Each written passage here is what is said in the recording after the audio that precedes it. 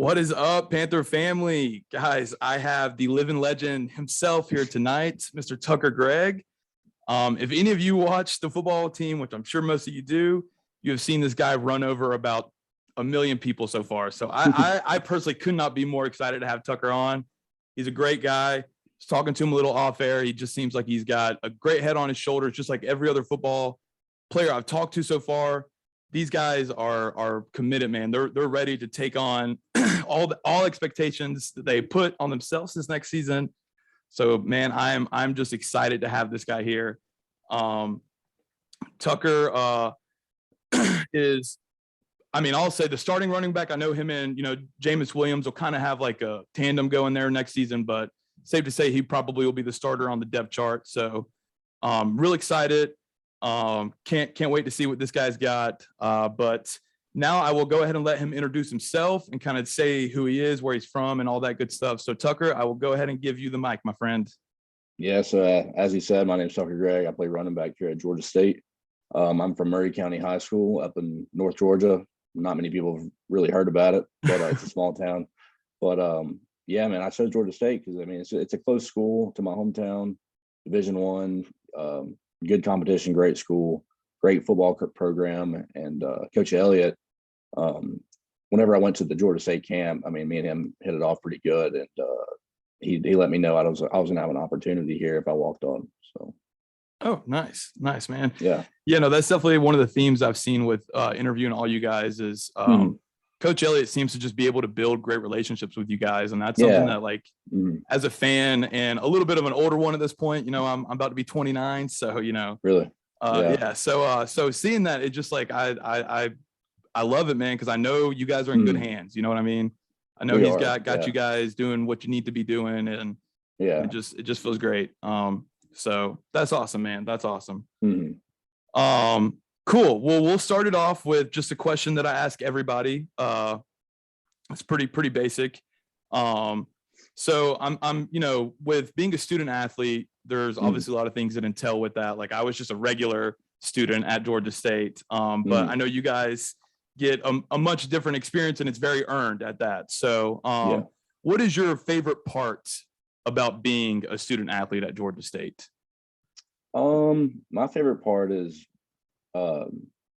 just the whole football thing of it. I love football. It's fun to do every day. We wake up, we get to practice, we go to meetings.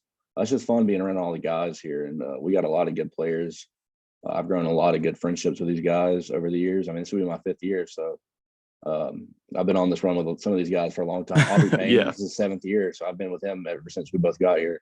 Oh yeah, and, man, the grandpa. So yeah, really just the grandpa. Yeah, just being here with those guys though, and growing bond with them through these. This will be, like I said, my 5th year. That's probably been my favorite part. Oh yeah. No, man, I think it's cool too. Like, again, every time I ask a football player that question, that's their answer. It's just the relationships that you guys have built, and I don't know if some people do realize. Go ahead. No, I was just saying. We're together like every day. Like, all the guys are together every day. Right. That's what I was about to say. All year long. Right now we're in winter workouts. We're about to start spring ball in 2 weeks, a week and a half, really. Now, next week's our last week of winter training, and then we got spring. Then we get a little time off. Then we got summer. Then we're back at it at fall camp. Right, so we're just together all the time. So you got to learn to like each other. You might not like some guys, but you got to like it. You got to learn to do it. So exactly. Yeah, no, man. Like, I was about to say, like, I don't think people do realize like how much time you guys actually do spend together. Like, it's like, man, we spend the vast majority of time with each other. So, and that's what Coach cool, man. That's cool. Us. Because we get, fall camp can be tiring. Right. And he's like, guys, like, he's like, you're going to spend more time with these guys than you are your actual family. So, like, this has to literally family. So, yeah. Oh yeah. No, man, that's awesome. And that's good, that you guys are able to be cohesive and mesh like that. Cause some teams that isn't the case. And, that's why they're not able to have that brotherhood and that bond and go out there and, fight for each other on the field. Yeah. So, and I can see that. I can see that out of you guys. Like, every home game, I sit front row, like right in front of the sideline. So, I see you guys like, there, if the offense are on the field, the defense is over here, just having a great time, talking about different plays. And, if it's a blowout, which some of them towards the end of the season were, they're just having a good time, man. Like, the bowl game, I just loved how much fun you guys were having, and it was just awesome to see, man. So I love it, man. I love it. So kind of going a little more about the Georgia State student athlete. I'm sure at this point you kind of have built up a few of these, but what would be your like favorite or one of your favorite memories of being a Georgia State student athlete so far? Yeah, there's so many of them. Let me think about it for a second.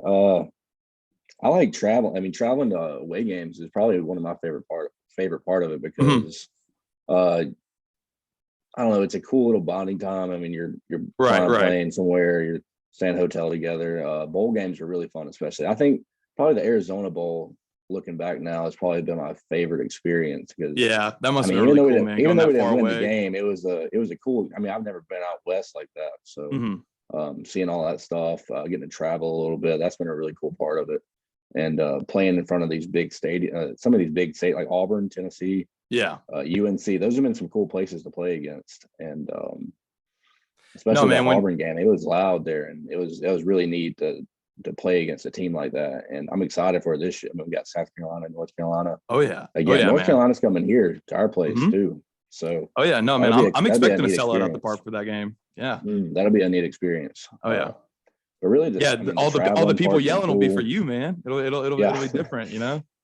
But yeah, the traveling, like I said, the Arizona Bowl game was probably the most fun, just because I mean, the next bowl game we went to was COVID, and that kind of ruined everything. But it's still a good experience though. Whenever we went, right. But it's cool to get to travel around and play the game.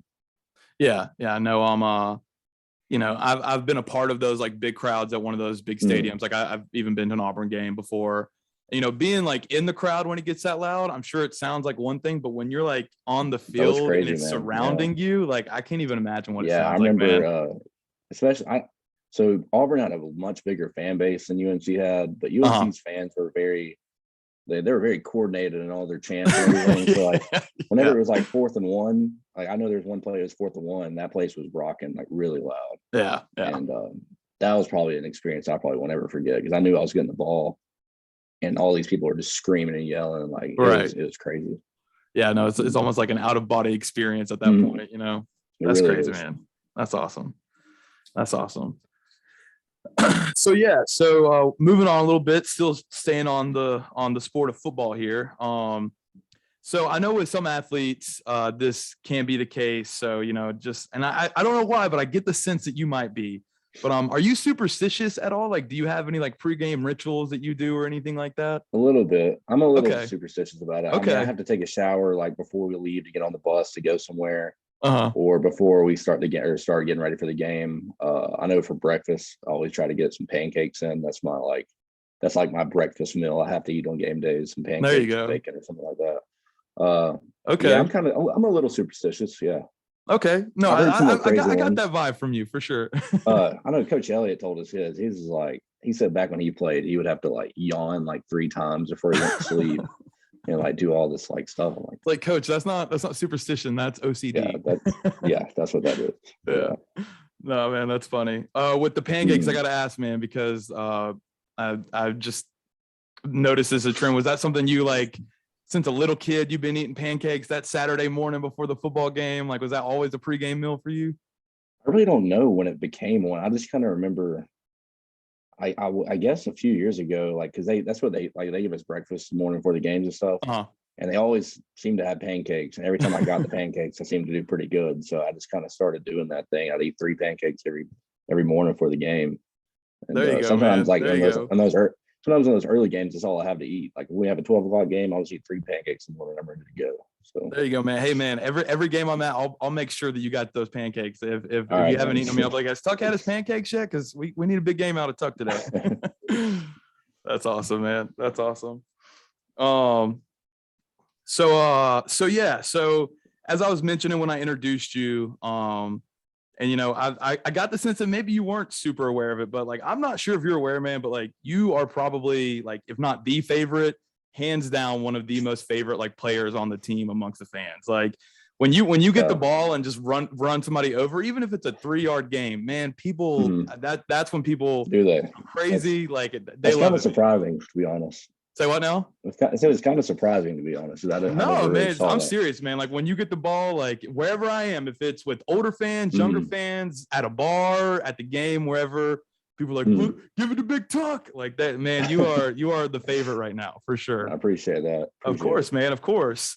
So like, I was gonna say, like, is that something that gives you a little extra like level of intensity going to games, like fire you up a little bit? But you know, you're saying it's kind of surprising, so maybe you didn't really notice, man. So maybe next season you can kind of use it as a little fire of like, dude, these people, I might need to. yeah, like give them a show, hit some more. Exactly. Like I don't know what it is about college football teams in the South, but the running back will always be like the favorite player of the team. Like I actually lived in Athens back in the day. Say what now?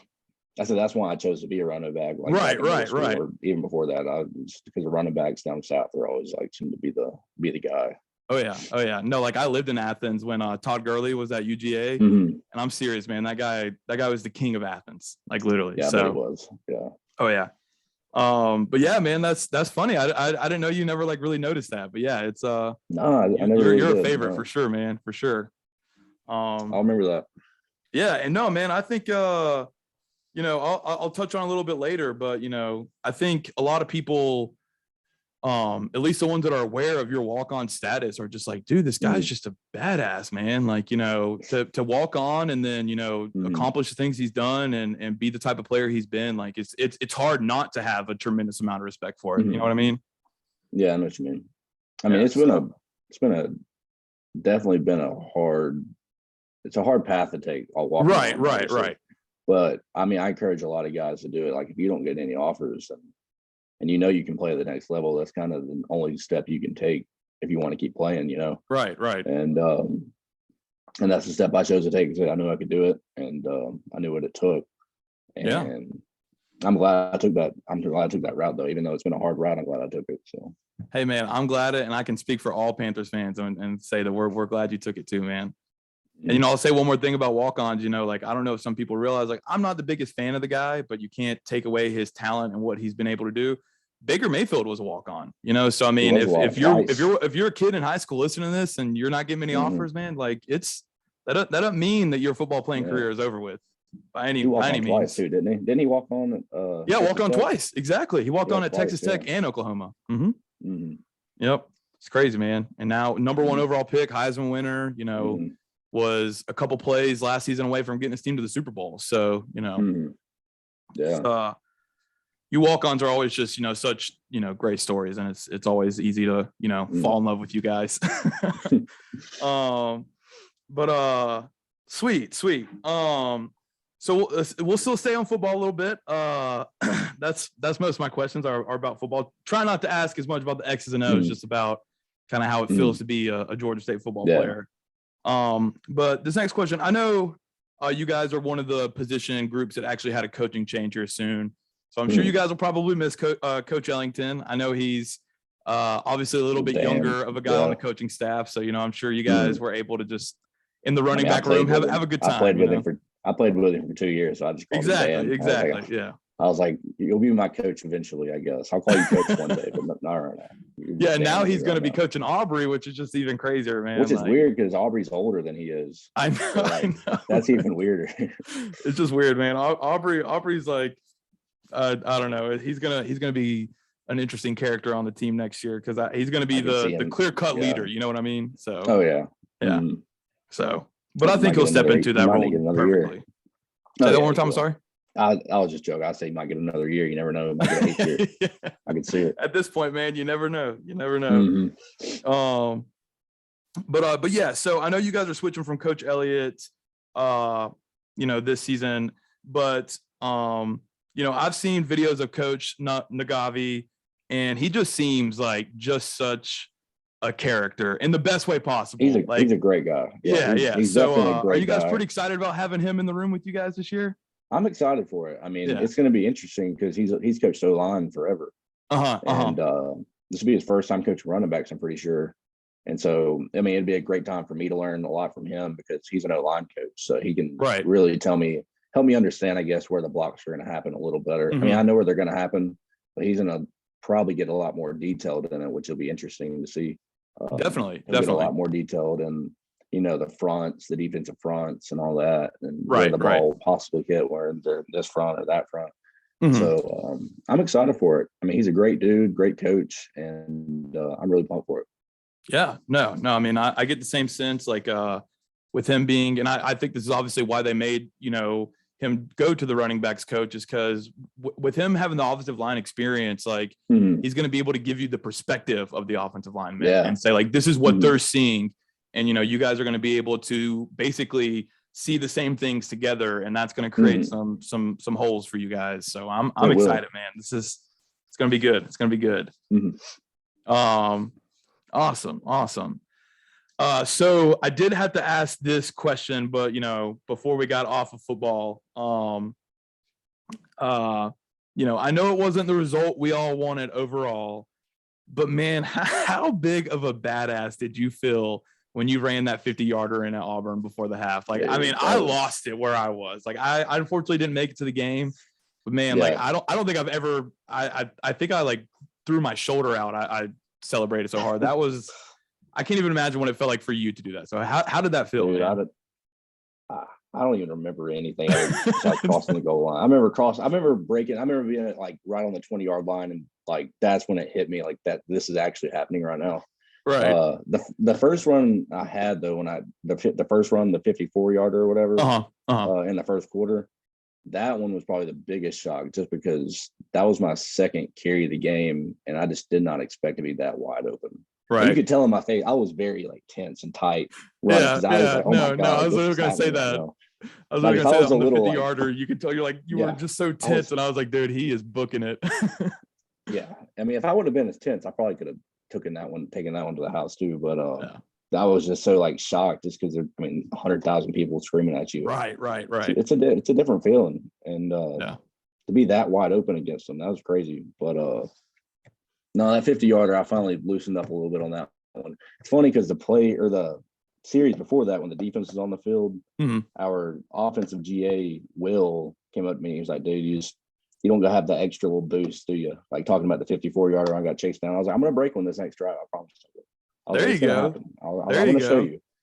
And There you go. Malik blocked the play went out perfectly. Like that's how it's drawn Yeah. up. No, it Malik, did. It did. Malik Yeah. worked up to that linebacker, and I just had to make one cut off of him, and that Mhm. was just a perfectly drawn up play. So Oh yeah. it's crazy though. Yeah. No, I can only imagine, man. Like, Mhm. I'm sure it was one of those. Well, I mean, I heard it. They're yelling as you're running, but once you cross the goal line, like, starts dying down a little bit with the noise, because it's starting to sink in. Like, shit, man, these guys are up on us going in the half. Mhm. And I we should have won that game, but hey, We should have won the game. A play here and there, and we'd have won that game. But right, exactly. But I hey, hate man. looking back on it sometimes, but it's whatever happened. I mean, what happened happened. Right. No, it was a heartbreaker, man. It was. It Mhm. was. But you know what? I think it just I think the team was going to make a turnaround no matter what. But I think, competing against Auburn like that, almost pulling off that win, Yeah. I think, and I'm not going to speak for the team, but you can, speak on it if you want. It just felt like the locker room kind of like rallied around the idea of like, guys, we're a damn good football team. Like we can compete with some big name schools. Some of the best guys out there. Yeah. Exactly. So I think Auburn is ranked what were they ranked when we played them?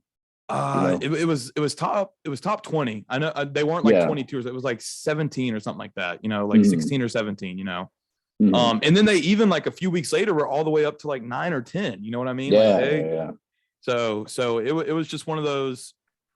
I just felt like it was a big game changer. Exactly. Mindset wise. Like I know back when we played Tennessee, like we went into that game knowing we were going to win that game. And after we played against Auburn, even though we lost, we still had that feeling. Like we had that same feeling almost like we had against them. Like we knew we were a good team. We knew we could play with these guys. And honestly, I wish we'd have played them again. I think it might have been a different story. Oh yeah, me too. I really wish we'd have played North Carolina again. I feel like the North Carolina game would have been a different story. I know the scoreboard doesn't show it, but we were in it at halftime. We were only. I was about to say 13. it was like 13-10 or something at halftime, man. Like it was we were only down 13 in the half. Yeah. I really wish we could have played them again, because I feel like we're going to get to play them again, I guess. I mean, right. Yeah. No, I'm excited about that one, man, because Mhm. as long as ESPN, is fair to us and doesn't give us like a noon time slot, there should be a lot of national viewers like just watching it on Mhm. TV. I predict a lot of Panther fans showing up for that one. And Mhm. I just, it being, I think I'm going to go in and make the prediction now. I think we're going to beat South Carolina in Columbia. I think so many guys on the team are from South Mhm. Carolina. Coach Elliott is from South Carolina. I don't think South Carolina, like the team itself, understands that this game is pretty important to Georgia State. So I actually Mhm. think we're going to pull off the upset against South Carolina. That's I'm, how a I'm lot of these predicting it Power Five now. schools are too. Say what now? I said a lot of these Power Five schools are like that too. They don't really think about the Exactly. group of five teams they got to play in the first few weeks. Right. Exactly. They kind Exactly. of brush those out of the way, thinking they're just going to be an easy game. And Mm-hmm. nowadays, I mean, you see Cincinnati made it all the way to the playoffs. I mean, Mm-hmm. group of five teams aren't like just they're not just run over teams anymore. Like you actually got to prepare for them. Oh, yeah. Used to maybe 15 years ago. That's how it was. Like you're Right. just going to run over them no matter what. But now, I mean, all these teams are starting to be a lot better now, especially like these group of five teams. Like Mm-hmm. they're not just blowouts. I mean, some of them are, and some of them are going to be. But some of these games have been really close lately, and a lot of the teams have actually beaten some of these Power Five teams, as you've seen.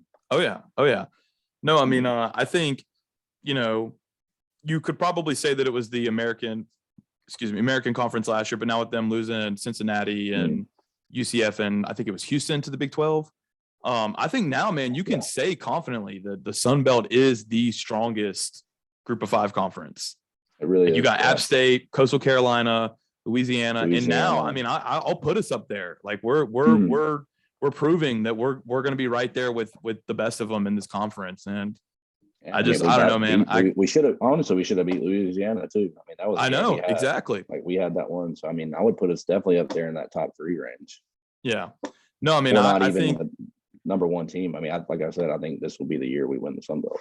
oh yeah, no, I'm going to agree with you on that, man. I'm going to agree with you on that. I think with Louisiana having a new head coach, Coastal will still be good. I'm not going to knock Coastal. It'll be damn weird seeing Sam in a Coastal jersey too. But hey, It will be. Yeah. but again, that's a guy, like I said, he's from South Carolina. So when he announced that he was transferring to Coastal, like I couldn't act like I was that shocked. You know what I mean? I was like, yeah, man, he wants to go back home. You know what I mean? So Yeah. Yeah.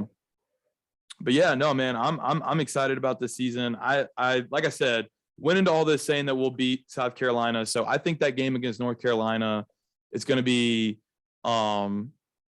nationally televised on one of the ESPN or ESPN2, and hopefully a nighttime game because they're gonna be like, dude, Georgia State just beat South Carolina. Like this team is, I don't know, because I'm saying like as long as ESPN gives us a good time slot, the exposure that could give the program is just bar none. So yeah. Awesome, man, awesome. Okay, sweet. So moving on, we got a few more questions here for you. I kind of was touching on this a little bit earlier, but I'll say it again. Many may not know that you actually did start on as a walk-on. The ones that do, like I said, they admire the hell out of your story. But now, and I don't even know if you knew this. I mean, you probably do, but you're third overall in rushing yardage in the history of the school. So to go from walk-on to third overall and have a whole nother season after that. So I mean, hey man, you're going to end up the leading rusher. It's bound to happen at this point. So to go from walk-on to leading rusher all time at a program like that, a rising program in Georgia State too, has it really like hit you that how like inspirational of a story that is? Like, I mean, it's one of those things that, guys are going to hear your story and really take it and try and make it their own. Like, I mean, I'm serious. I'm not saying this out of a joke. Like that's a 30 for 30 if I've ever heard of one. You know what I mean? So like, has it really hit you like what you've done here? Kind of. I mean, I make goals every year. I make goals every spring, summer, fall. I make a goal for like what I want to do either in the weight room, what I want to like stats for the year, just simple things like that. And I make goals all the time, like body weight. And it's not really a surprise to me because I've always kind of like, I don't want to sound like cocky or anything. No, man, you're not sounding cocky at but all. I'm trying to like, I've been pretty confident about myself, I guess. Yeah. Well, it sounds like you put in the work too. You know what I mean? It's kind of like one of those like, where like I'm working my ass off over here, so I know I'm going to get the results. Yeah. Like I've done a lot of things behind the scenes that a lot of people don't see like when it comes to training and nutrition wise. And so it doesn't really surprise me. Yeah. But just because like I make these goals and I know I need to set these goals and I know I need to accomplish these goals. And if I make a goal, I'm going to do everything I can to reach that goal and achieve that goal. Right. But well, hey man, you may not have them set yet, but what are your goals for next season? You got an idea? Well, Sun Belt Championship, that's the first one. I want to win that no matter what. Oh yeah. Rushing yards, I'd like to get 1,000 yards. I mean, that's every running back's like, I feel like that's a good goal to have. Right. 1,000 you're happy with. Good milestone to hit. I was like 45 yards off this year, I think. Yeah. And like I guess personal stats, like 1,000 yards would be cool. Maybe over 10 touchdowns. That'd be a good goal to start with right now. Okay. I'd probably set these goals later on, like after fall camp, just kind of right. Hey man, I love how you instantly went to the like Sun Belt Championship, you know. So it's love hearing that, you know, as your number one goal. It's not a personal goal, it's a team goal. So I love hearing that, man. I mean, everyone has personal goals. Everyone has goals, and that's, I mean, that would probably be mine. Right now, I'm like kind of focusing on like weight room goals and body weight goals and all that. Okay. Yeah. Okay, cool. So I mean, I guess it bears to ask, like, are you going to pursue a career in professional football? That's one of my goals right there. Yeah, that's probably the tip top goal right now. I'm trying. I mean, I know a lot of guys are trying, like that's everyone's dream to go. But I think I have a good opportunity. I know I have the work ethic to make it. I think for sure. I know actually. For sure. It's just. Would you mind being switched to like a fullback, like a Kyle Juszczyk or something like that? Yeah, nah. As long as I'm doing something, I don't care what. Right, exactly. If they want to throw me on every special team to be a special teamer, I'll do whatever they want me to do. There you go. It's just about getting the opportunity, and that's just how a lot of it is. I mean, that's how I saw college football. I just seen one opportunity, and you're gonna get my best every day. So that's how I see the next level at the same time. I mean, I know NFL sounds like a long shot to a lot of people, but really, if you love the game and you love it enough to like want to actually give everything you have to try to reach that goal, it's not that crazy after you kind of add everything up. Right. No, it's a little more attainable than you realize. Yeah. No, I agree with you. And hey, man, you know, I interviewed Jamil Muhammad last week. Same thing with him. I'll say it to you, like, you guys you have the mentality, you know, like it's not just the physical aspect that they're looking at when, you know, they draft these guys, especially from smaller schools. Cause, you know, I mean, if you guys were at a UGA or an Alabama, they wouldn't even look at you that much. You know, they would know, all right, they're good at football, let's bring them on. They're going to analyze the smaller school guys a little bit more. And when they do those interviews with you guys having answers like that, you know, it's going to be like, well, hell yeah, man. Like you said, like, you know, it's like, hey, I'll do whatever you need me to do. You know what I mean? Yeah. I'm glad you saw that in Jamil too. Cause I mean, Jamil, he's another guy that he's one of the other guys on the team. I feel like has that mentality. Like he's for sure. Very like doesn't care what you think about him. He's gonna do the work and he's gonna put in the work to reach what he wants to do. Oh yeah. No, man, like he said it. He literally goes, I'm gonna play in the NFL. And I was like, yeah, you are. I was like, look at you, man. I was like, you're a freak, you work hard, you got the right mentality. I was like, and same with you, man. Like, you know, I have all faith that any of you guys on this football team right now, literally, I mean, unless you're a fourth stringer that I may not heard of yet, you know, you got to do a little bit of growing, but any of you starters that are getting, I mean, you got to start somewhere. I mean, exactly. But I'm saying that, you know, the starters, of the depth chart when I first got here. Yeah. It's just all about a mindset. Really. It really is a mindset. And I mean, it sounds cliche kind of, but, and a lot of people be like, like, it's just a mindset. You can't just say it's a mindset, but it really is. Like, that's all it is a mindset. And you have priorities, and a lot of people don't understand. Like, you might say you want to go to the NFL, but is that your like number one priority? Is like, you're gonna do everything you do is gonna be based on trying to reach that. And that's what I'm trying to do right now. Like, that's my priority to do. I want to go to the NFL, so I'm gonna do everything I can to try to get there. Yeah. And well, hey man, I got all the faith in the world on you, man. I'm gonna be seeing you play on Sundays for sure. It might be in a Kyle Juszczyk role. Like, I know they see white running backs and they're like, all right, let's turn him into a fullback. Hey, I'll play fullback. I don't care. Exactly, man. Hey, and honestly, fullback means, you'll get those little short yards carries. And hey, man, yeah, exactly. there needs to be a fullback revival. Like, I grew up on Mike Allstott. Like, we need more of that, So yeah. Hell yeah, man. I love it. Definitely. I love it. So yeah, kind of moving away a little bit from football. Last couple questions here, to let my listeners see a little bit the other side of Mr. Tucker Gregg. So a little more relaxed area of your life here. So what are going to be some of your favorite things to do on a weekend that don't involve football? Golf is that's my thing right now. Yeah.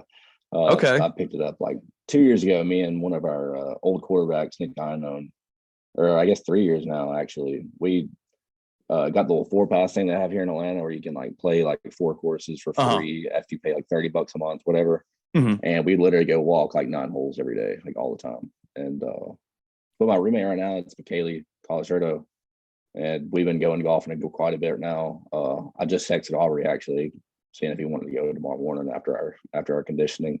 Nice.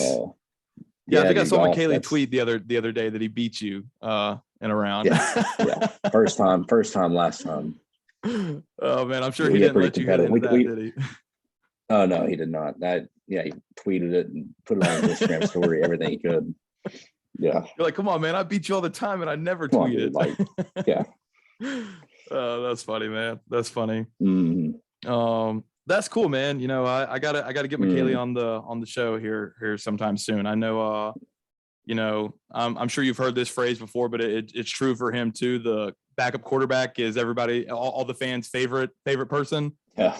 Because I mean, some fans, I have no idea why. I will not name names. They don't trust Darren. They want to see McKaylee, and I'm like, all right, But I think the competition that the quarterbacks probably have just makes them that much better. You know what I mean? Oh, it does. Yeah, you should see practice sometimes. I mean, it's nice watching a good competition between 2 guys that want the spot. It's always right. Fun Exactly. To watch. I mean, exactly. No matter who gets a job, I mean, it's fun watching 2 guys like really put everything they have into it. Exactly. Against each other.